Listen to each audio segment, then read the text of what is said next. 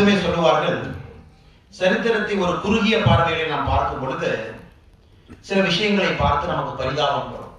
ஏது நடக்கல, ஏது நடந்து கொண்டிருக்கிறது, மக்களுக்கு வேறு மாற்று இல்லையா என்று.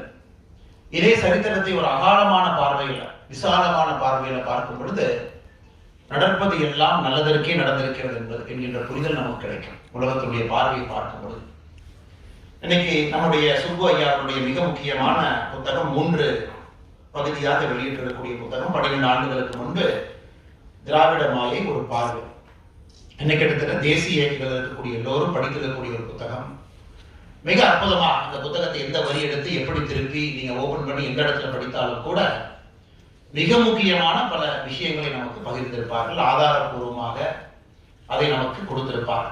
அது ஒரு பேசுகின்ற இடத்துல அல்லது ஒரு அரசியல் கட்சி வளர்க்கக்கூடிய நேரத்துல எல்லா விதத்திலும் கூட அந்த புத்தகம் நமக்கு பயன்பட்டு இருக்கும்.